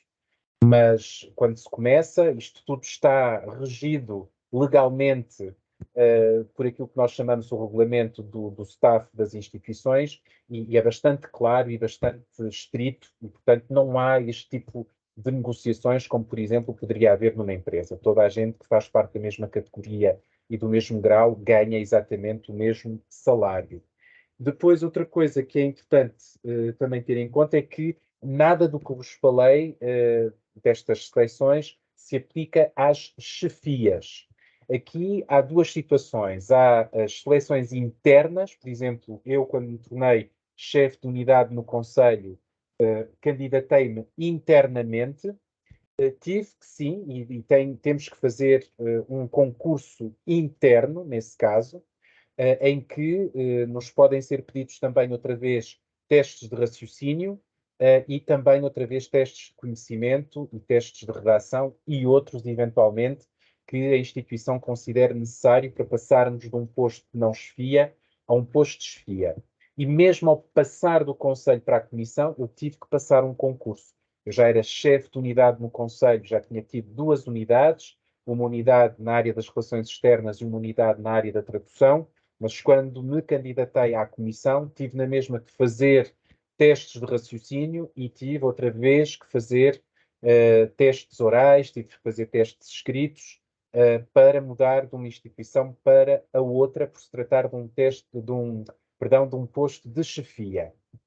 Há alguns postos de chefia, ditos de topo, aquilo que nós chamamos de senior management, que são publicados também a nível externo, geralmente a partir de diretor para cima. Para cima significa diretor-geral.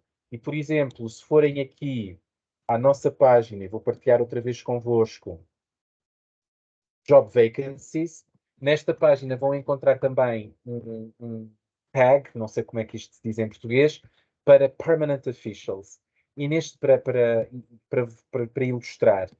E aqui vão encontrar, por exemplo, um emprego de diretor na área das tecnologias da informação, já uma categoria bastante elevada, AD14, uma experiência profissional enorme, de certeza absoluta não vi este cargo, mas pede no mínimo talvez 10, 12 anos de experiência profissional aos candidatos, e aqui vai haver uma competição entre candidatos internos, pessoas que, como eu, já estão a trabalhar, por exemplo, nas instituições, que já têm um cargo de chefia média há alguns anos, porque temos que ter mínimo 10 anos como em cargos de chefia média, e que se poderá candidatar a este cargo de chefia superior, e candidatos externos, candidatos que não estão a trabalhar para as instituições, mas que se poderão candidatar. Vamos ter que passar outra vez por um concurso.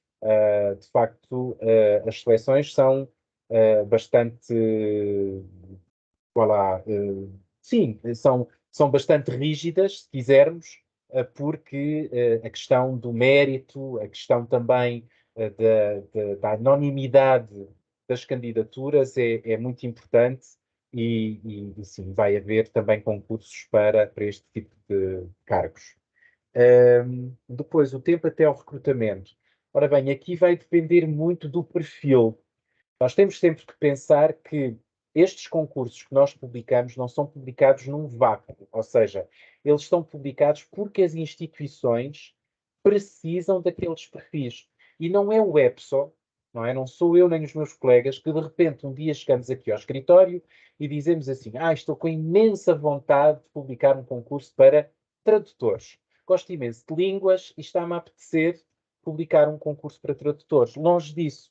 Não, são as instituições, são os serviços de recursos humanos das instituições que juntos, vou-vos lembrar outra vez que nós somos um serviço interinstitucional, trabalhamos para 10 instituições e organismos da União Europeia diferentes e às vezes também para agências da União Europeia, são as instituições que se vão juntar e que vão avaliar a situação nos seus respectivos serviços, nas suas respectivas organizações, e que vão decidir com antecedência, chama-se foresight, previsão, não é?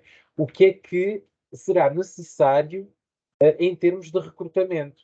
E são eles que depois nos vão dizer: precisamos de um concurso para tradutores, precisamos de um concurso para advogados, precisamos de um concurso para economistas, precisamos de um concurso para enfermeiros, precisamos de um concurso para contabilistas, precisamos de um concurso para arquitetos portanto, estas necessidades é que vão determinar o tipo de concurso que nós vamos publicar. E, obviamente, ao ter uma lista de reserva, os serviços de recrutamento vão recrutar mais ou menos rapidamente, dependendo das necessidades concretas naquele momento. Imaginemos, eu hoje estou na Comissão Europeia, nos recursos humanos, faço uma previsão daqui a 2, 3 anos que vou necessitar, por exemplo, de guardas, de seguranças. Okay? Isto, por acaso, aconteceu em dezembro de 2022, publicámos um concurso para seguranças, para guardas. E, passado 8 meses, por exemplo, 8, 9 meses, tenho uma lista de reserva e... isto acabou aqui, não se... Conseguem me ouvir? Sim, correto. Sim, eu é que não vos consigo ver. Conseguem-me ver? Ok. Sim. Conseguem? Tudo bem, Ok. tudo bem. O meu ecrã ficou todo negro e pensei que tivesse desligado. Portanto, estava a falar dos seguranças, não é? Eu fiz essa previsão, a lista de reserva é publicada, passado 8, 9 meses, e eu de repente chego à conclusão que a minha previsão falhou. E pode falhar de duas maneiras. Preciso, afinal, de mais gente do que pensava há 2 anos atrás, ou preciso de menos. E isso vai influenciar o ritmo de recrutamento, como é óbvio. Porque eu posso ter uma lista, imaginemos, de 60 candidatos que passaram o concurso, mas de repente só tenho 20 empregos naquela área. Naquele momento inicial vou poder contratar 20 pessoas e depois vai levar mais tempo até contratar as outras. E geralmente as listas têm uma duração de 1 ano, mas é quase sempre prolongado para 3 ou 5 anos. Nunca vi nenhuma lista ser fechada passado 1 ano e os meus colegas que trabalham aqui há muito mais tempo do que eu também nunca ouviram. Mas, de facto, esse ritmo de recrutamento vai depender muito da realidade naquele contexto. É importante perceber que passar um concurso não é uma garantia de emprego. E isso, às vezes, é algo que é difícil encaixar, porque nós estamos muito habituados, mais uma vez, isto não é um processo tradicional de candidatura como aquele que vos mostrei para, por exemplo, agentes temporários, em que se apresenta uma carta de motivação, um CV, se vai a uma entrevista e nos contratam. O concurso é um outro sistema de candidatura, que, aliás, muitos de vós, imagino, conhecem também da própria administração pública portuguesa, não é assim tão diferente como sistema daquilo que se faz em Portugal e, de facto, o concurso não é uma garantia de emprego. O concurso é uma possibilidade, se o passarmos, de vir a ser empregado. Ok, obrigado. Temos aqui ainda mais 16 questões. Vamos tentar dar uma forma sistematizá-las. Portanto, próximo bloco, 3 questões. A primeira menciona se estão ou não congelados os concursos da EPSO e se estão, quando é que se pretendem ser retomados. Outra questão é, sendo funcionária pública da saúde, é possível uma comissão de serviço? E se há algum limite de idade para esse efeito? E uma outra questão, agradecendo mais uma vez a exposição, questiono relativamente a uma candidatura realizada para fazer parte da delegação portuguesa junto da NATO, em que fiquei em terceiro lugar com 19 valores. A média baixou por ter estudado num politécnico. Se para as instituições europeias há preferência dos estabelecimentos de ensino superior em Portugal. Ok. Ora bem, o que nós temos neste momento em pausa, não sei se utilizaria a expressão congelados, porque há concursos que estão a decorrer. Nós publicámos concursos em 2022 que neste momento estão ainda a decorrer. Mas o que nós, de facto, pausamos foi a testagem para 3 concursos este ano que, infelizmente, correram mal do ponto de vista técnico. O concurso de economistas, o concurso para administradores na área da propriedade intelectual e o concurso para administradores na área da gestão de crises, migração e segurança interna, tiveram problemas com a testagem e nós não quisemos voltar a repetir esses problemas e, portanto, pausámos a testagem. Ela vai voltar, não sei quando, não vos posso infelizmente dar uma data neste momento, mas essa testagem obviamente vai-se fazer, mas nós queremos que ela se faça nas melhores condições possíveis e aquilo que estamos neste momento a fazer é a trabalhar na plataforma técnica que é usada para os testes, de maneira a que os problemas que tivemos inicialmente não se venham a repetir. Em relação à publicação, a última publicação que fizemos este ano foi a 19 de outubro, de um concurso para funcionários permanentes, uma vez que o CAST continua. Aliás, vai haver seleção já no início de dezembro, mas achámos por bem também parar neste momento com as publicações, ainda tínhamos mais publicações previstas para dezembro e começarmos só no próximo ano. Também não vos posso dizer agora uma data exata, porque a questão dos testes afetou também a nossa vontade de publicar. Queremos voltar a publicar quando tivermos a certeza absoluta de que a testagem se faz nas melhores condições possíveis. Portanto, neste momento há de facto uma pausa, mas isso não significa que nós em 2024 não o venhamos a fazer. Aliás, posso-vos dizer, sem datas ainda, infelizmente, que nós em 2024, agora tenho que ler, porque não tenho isto tudo decorado, vamos ter concursos para juristas linguistas, são pessoas que têm simultaneamente formação no direito e nas línguas. Vamos ter também concursos para pessoas com formação na área da estatística e também na área da gestão de dados, data management, para ser mais específico, porque eu às vezes não sei traduzir as coisas para português. Vamos também ter concursos para especialistas na área dos impostos.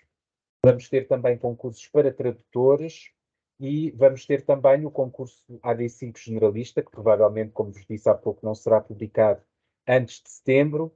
E vamos ter também concursos para assistentes, portanto, uma outra categoria na área da gestão financeira, da contabilidade e dos concursos públicos.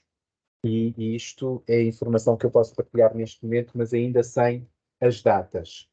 Em relação à comissão de serviço na área da saúde, sinceramente é uma coisa que não lhe sei não lhe sei responder, não vou poder responder, porque os destacamentos são feitos pelos governos.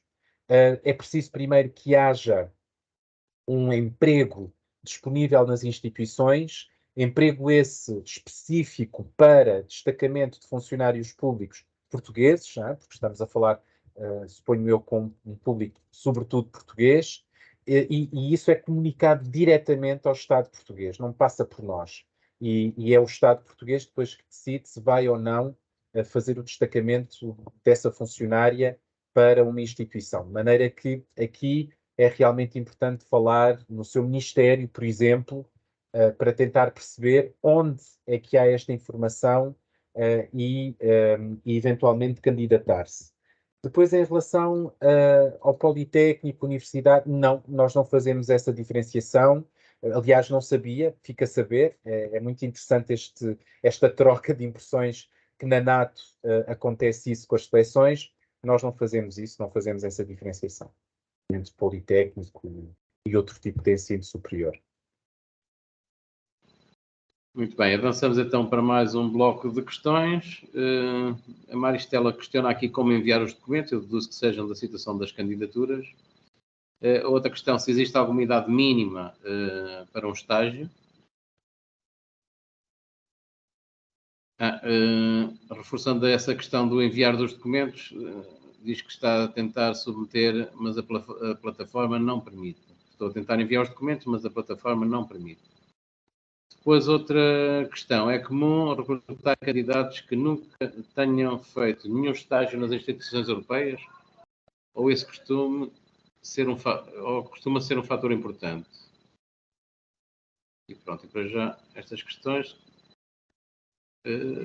Pronto, e depois a questão do estágio Schumann já tinha sido anteriormente respondida. Portanto, mais este bloco. Ora bem, enviar documentos e a plataforma não permite. É muito difícil para mim saber exatamente a que é que isto se refere. São documentos já depois de uma candidatura? Por exemplo, no nosso site, quando nos apresentamos candidatos, quando estamos, vou voltar aqui, ele ainda está a ser partilhado, quando nos candidatamos, temos a nossa conta mas aqui, por exemplo, há informação sobre os documentos que nós temos que enviar, deadline to submit supporting documents, 12 de dezembro de 2023. Portanto, enquanto candidato, eu sei que vou ter até dia 12 de dezembro para enviar os documentos que provam as minhas competências, aquilo que eu pus na minha candidatura. Isto geralmente faz-se através da nossa conta, mas de facto não sei. A única coisa que posso dizer é que se está a ter dificuldades para fazer o envio desses documentos através da sua conta EPSO, tem que ser a conta EPSO, a única forma de o resolver é contactar-nos. Há uma página dedicada ao contacto, pode aqui encontrar já alguma informação que explica como é que as coisas se fazem, mas se de facto não encontrar, pode contactar-nos através destes formulários que aqui estão, questões, comentários, e nós depois vamos tentar perceber exatamente o que é que está a acontecer, mas eu aqui não posso fazer essa gestão personalizada. Depois, em relação à idade mínima para os estágios, mais uma vez, é preciso ser-se adulto legalmente, mas é preciso ter em conta que os estágios são estágios que só estão abertos a pessoas que tenham pelo menos 3 anos de universidade, que tenham o chamado bacharelato. É o mínimo indispensável para se poderem candidatar a um qualquer estágio junto das instituições. Depois, outra coisa que é também importante ter em conta, se o estágio é ou não importante, isso vai depender muito do recrutador, da pessoa que está a recrutar. Eu, por exemplo, não fiz nunca estágio nenhum nas instituições, mas de facto hoje em dia é cada vez mais frequente muitos dos meus colegas, sobretudo os mais novos, terem passado um concurso depois de já terem feito um estágio.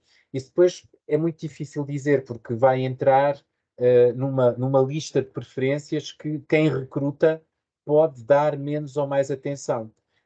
Porque, mais uma vez, o facto de ter feito um estágio pode ser um fator de interesse e de importância para quem está a fazer a seleção das pessoas que vai entrevistar, como não, porque as pessoas podem dar mais importância, por exemplo, à formação académica, podem dar mais importância à experiência profissional que já se tem até fora do âmbito europeu, vai depender muito do serviço que está a recrutar. Temos que pensar que nós aqui lidamos, como vos disse mais uma vez, com agricultura, com comércio, com cultura, com educação, lidamos com relações internacionais, lidamos com desenvolvimento, lidamos com clima, com energia, de maneira que, dependendo do serviço, dependendo do perfil, há muitas considerações que vão ter que ser tidas em conta por quem está a recrutar. E o facto de ter feito o estágio, em alguns casos, vai beneficiar os candidatos, noutros vai ser algo de neutro. Contra não será nunca, isso posso dizer com certeza, mas pode haver outras pessoas que não fizeram estágio e que tenham um percurso tanto académico como profissional muito interessante, e o facto de não terem feito o estágio não vai pesar na decisão de os entrevistar ou não. Ok, obrigado. Mais um conjunto de questões. No caso dos concursos AD5 generalista, aconselha-nos a concorrer já com alguma experiência profissional?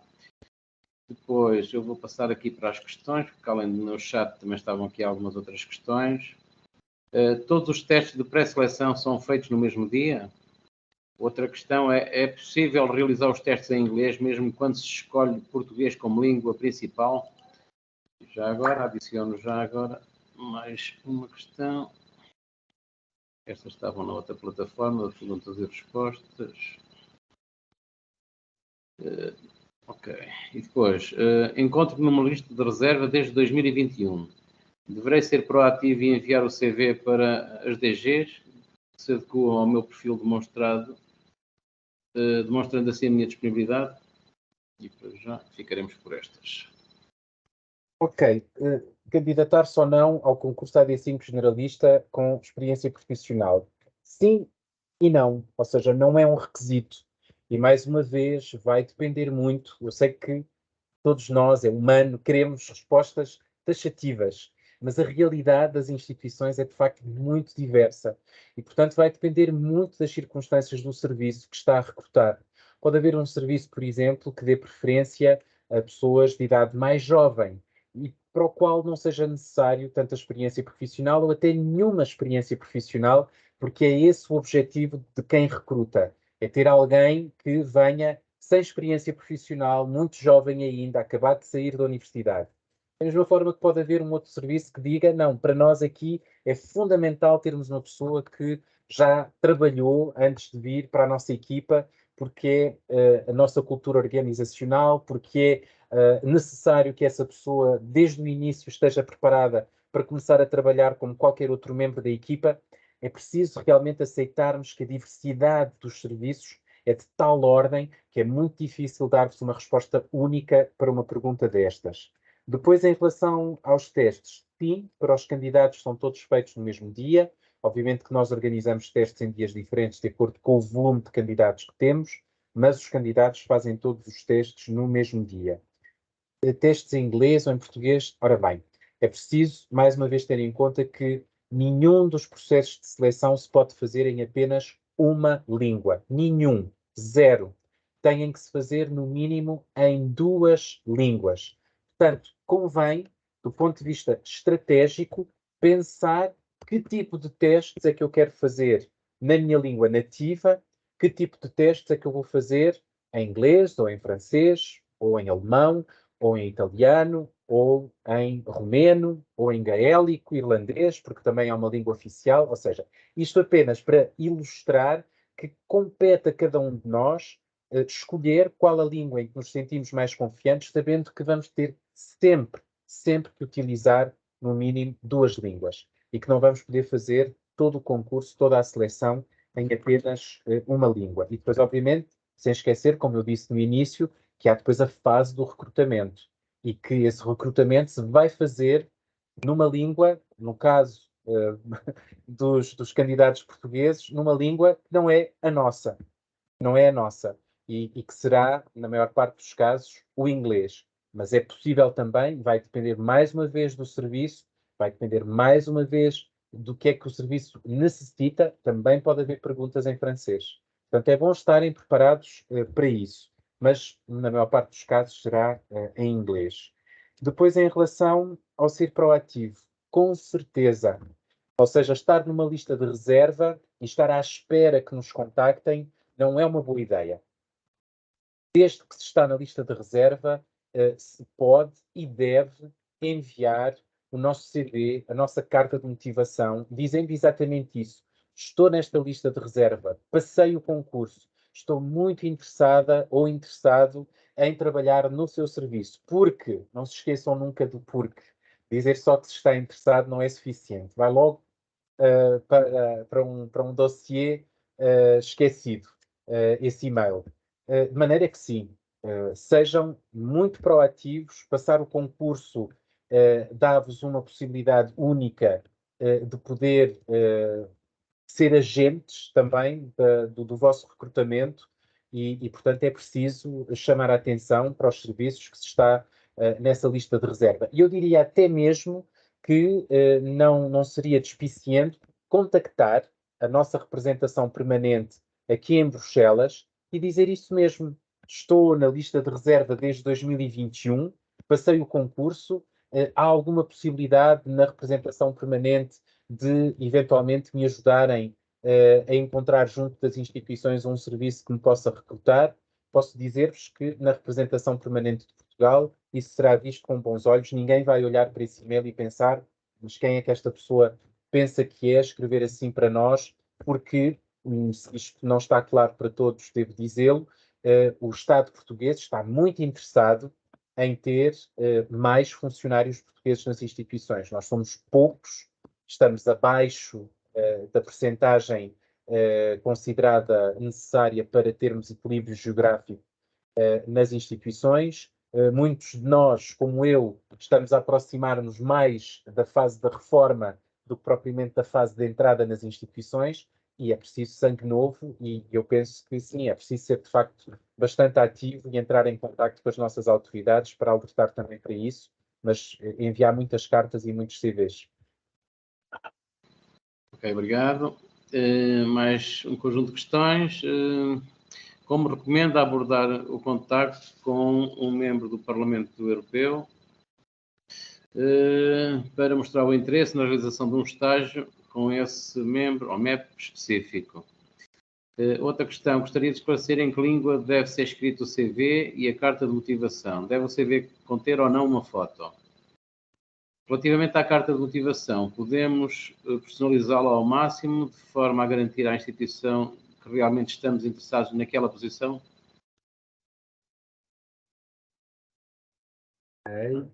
Ora bem, em relação à primeira pergunta, infelizmente eu não tenho experiência nenhuma no que diz respeito a estes estágios muito específicos que são organizados no Parlamento Europeu, em que as pessoas se candidatam diretamente a um estágio com um membro do Parlamento, de maneira que não posso dar-vos informação. Suponho que aí, de facto, é algo que é muito específico, muito especial também.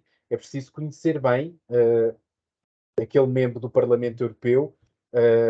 O Parlamento é uma instituição eminentemente política, portanto, uma candidatura para trabalhar com um membro do Parlamento Europeu vai ter necessariamente laivos políticos importantes e aí cada um terá que decidir se de facto há ou não há compatibilidade política com aquele partido, com aquele grupo parlamentar e mais não posso dizer porque de facto não tenho experiência nenhuma nesse âmbito.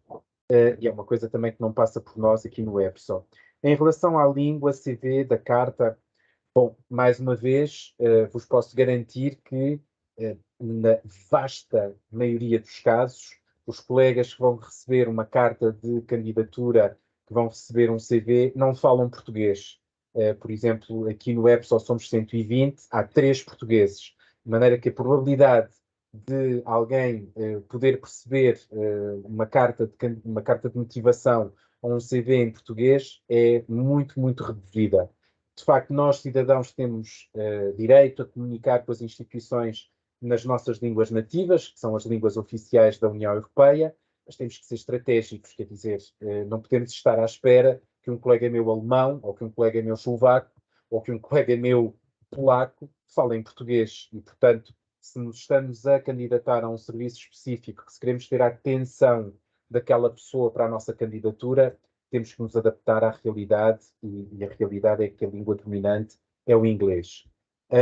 Depois, em relação à foto, isto é um critério muito pessoal que cada um de nós tem que decidir se quer ou não pôr uma foto. Não tenho uma opinião sobre isso, é de facto uma coisa que cada um tem que decidir se quer ou não pôr.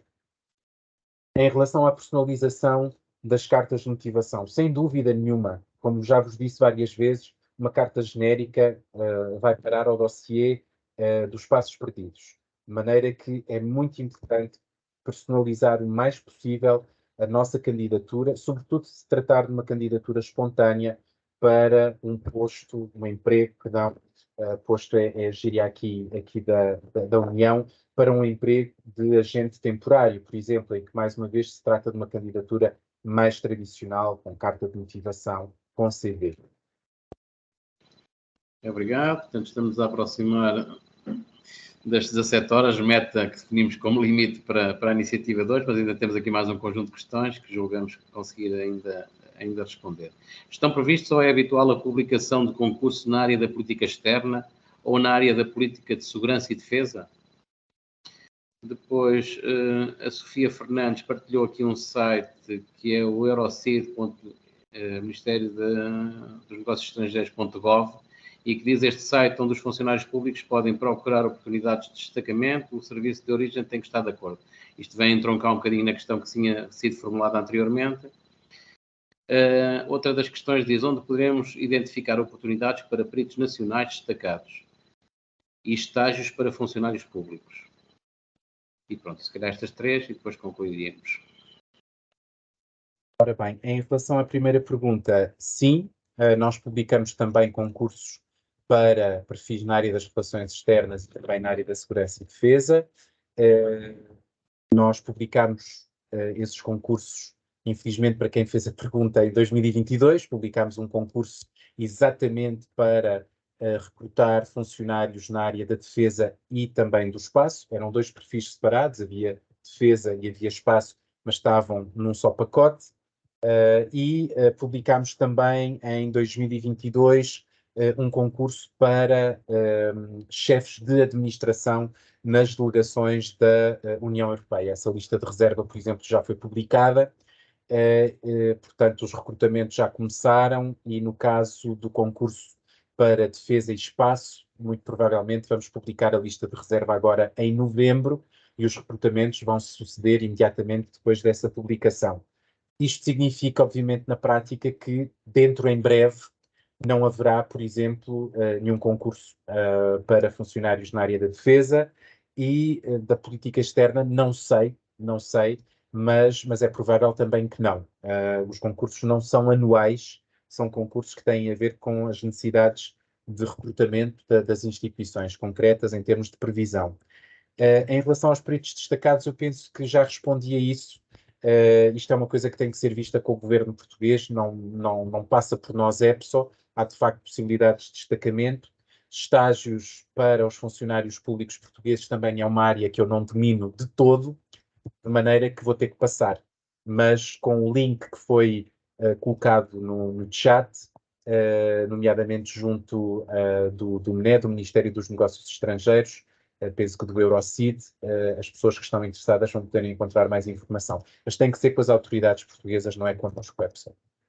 Muito bem, obrigado. Portanto, temos aqui as últimas 3 questões para já. Uma delas faz alusão ou questiona-se se os estágios profissionais são considerados como experiência profissional para efeitos de candidatura. Isto porque em alguns concursos em Portugal os estágios não são considerados como formação profissional e não como experiência profissional. Portanto, depois a doutora Rita Guerreiro partilhou aqui também o site da União Europeia, nomeadamente do Emissão Portugal, onde poderá também ser recolhida alguma da informação. Outra das questões menciona as candidaturas espontâneas permitem conseguir arranjar oportunidades de estágio ou trabalho nas instituições da UE ou agências europeias. Portanto, e a última questão para já que temos aqui, caso consiga ser recrutado para um estágio ou ingresso, alugar a comissão de serviço ou licença sem vencimento no serviço de origem da autoridade portuguesa, da DUSO. Ora bem, estágios profissionais serem considerados como experiência profissional vai depender mais uma vez do concurso. E é importante saber que cada concurso, agora vou entrar num detalhe que é importante para perceber como é que as seleções se fazem, cada concurso tem um júri de seleção. Esse júri de seleção é responsável não somente pela elegibilidade, pela aprovação dos critérios de elegibilidade dos candidatos, mas é também responsável pela validação dos resultados da prova, mas no âmbito dos critérios de elegibilidade, esse júri de seleção é que vai determinar aquilo que considera relevante. Relevante em termos de percurso académico, de formação académica, relevante em termos de experiência profissional. Portanto, pode haver situações em que, de facto, um estágio seja considerado pelo júri de seleção como relevante para a experiência profissional e outros casos em que não.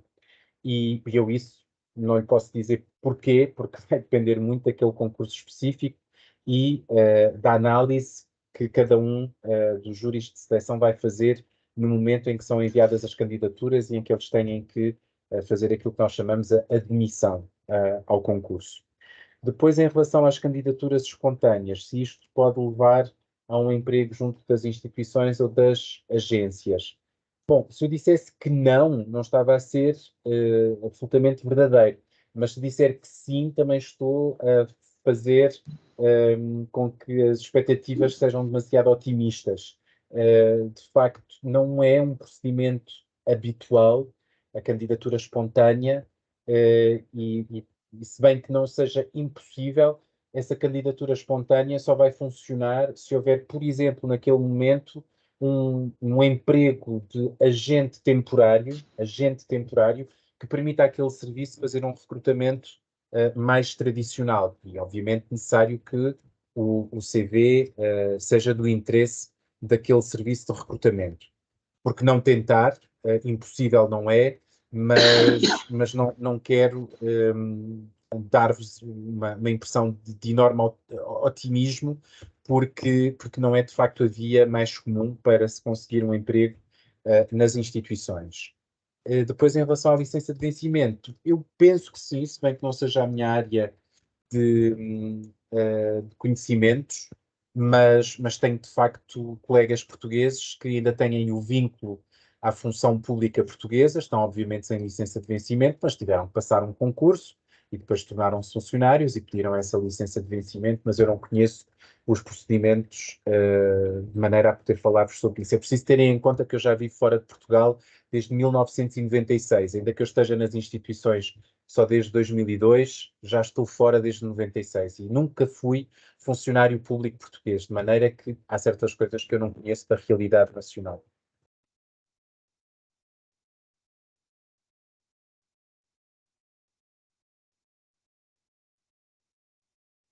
Bom, estava então aqui a verificar Está sempre mais alguém. Estava aqui então a tentar verificar se há mais alguma questão. Na partida não existe. Portanto, se calhar iríamos então dar por finalizada esta sessão. Portanto, eu acho que, e tenho a certeza que foi extremamente produtiva para quem assistiu e, portanto, agradecer logicamente às quase 200 de pessoas que connosco tiveram. Esperamos de alguma forma ter contribuído um bocadinho para aquilo que é o incremento de trabalhadores na UEC, que tanto é necessário em termos de Portugal, não é? E esta procura que houve significativa Entretanto, chegou aqui mais uma questão, que entretanto ainda vamos responder, mas pronto, já conclui a minha observação. Esperar, logicamente, que esta iniciativa destes 4 Europe Directs, e recapitulo, região Beira Interior, Oeste, Lesírias e Médio Tejo, região de Coimbra e Leiria e também Viseu de Dom Lafores, que possam também ter, de alguma forma, contribuído.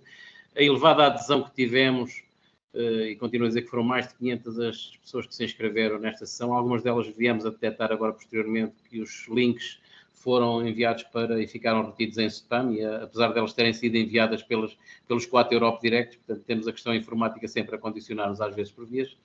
O facto também de irmos gravar isto possibilita-nos, logicamente, disseminar toda esta informação e, havendo dúvidas, ou por via dos Europe Directs, ou por via da representação da Comissão Europeia, ou garantidamente, se calhar diretamente junto da EPSO, não é? Poderão as pessoas vir-se a esclarecer mais e tirar um bocadinho essas dúvidas.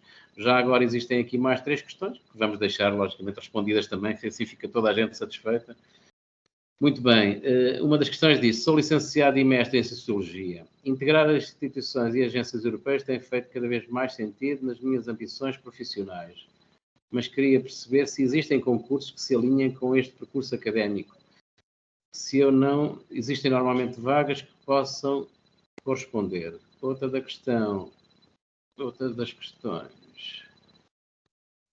Ok, eu dizia que eram 3 questões, mas afinal era só uma. O resto é tudo já agradecimentos pelo seu excelente contributo e da forma como interagiu connosco hoje aqui.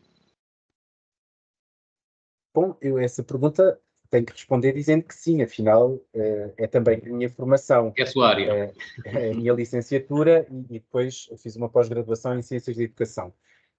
Eu diria que talvez aquele concurso mais adaptado a quem tenha um percurso como o seu seja o concurso generalista que nós estamos a pensar publicar em 2024 e que é aberto a todos os perfis.